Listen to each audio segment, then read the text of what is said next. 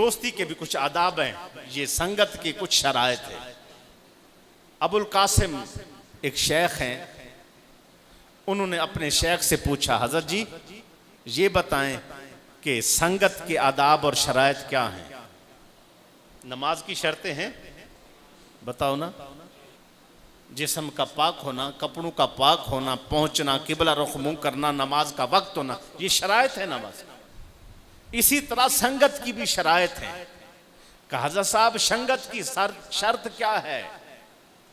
आप फरमाने लगे संगत की शर्त ये है कि इंसान अपने ओहदे से बरी हो जाए, अपने हिस्से से बरी हो जाए, हिस्सा ना तलब करे कभी। यानी मैंने आपके साथ रहा तो मुझे ये चाहिए, मैं रहा तो मुझे क्या मिला, मैंने आपके साथ ताल्लुक जोड़ा तो मुझे क्या क्या फायदे मिले, कुछ भी नहीं मिला, मैं तो रह गया। फरमाया उसने संगत पकड़ी ही नहीं। जो संगत पकड़े और कहे मैं इस काबिल नहीं था, मुझे तो अच्छों की संगत मिल गई और ये सबसे बड़ा मेरे ऊपर इनाम है।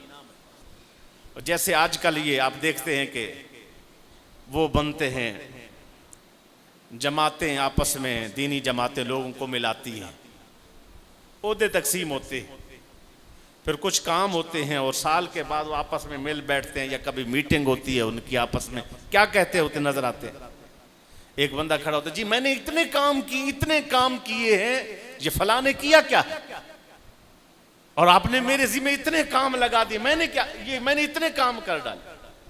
तो फरमाया कि शर्त संगत की ये है कि कभी कोई चीज किसी चीज का तालिब ना रहे, कोई चीज का जो है अपना जो ओहदा बनता है या मिसाल जो हिस्सा बनता है उससे बरी हो जाए। फरमाया फिर खालिद संगत अल्लाह के लिए होती।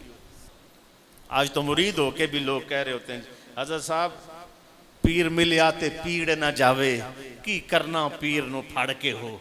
यानी ये जितलाते हैं जी हजरत हम मुरीद हुए, पीर मिलिया साड़ी ते पीड़ ही नहीं गई है। समझते ने पीड़ तो मुराद जो है ना ये दर्दें, ये दुनिया की पीड़ें दर्दें होती हैं। भाई बात ये है कि इंसान जिस वक्त संगत पकड़े, दीन देखे, ईमान देखे, इस्लाम देखे, अल्लाह का रास्ता देखे, लेकिन क्या इस नियत से कि मैं यहाँ अल्लाह की रजा की खातिर इनके पास बैठा हूँ, बल्कि मुझे इनसे कुछ और नहीं चाहिए, फैज़ चाहिए, दीन चाहिए, ईमान चाहिए, लेकिन मेरा हक नहीं था, फिर भी इन्होंने मुझे अपने साथ बिठा लिया।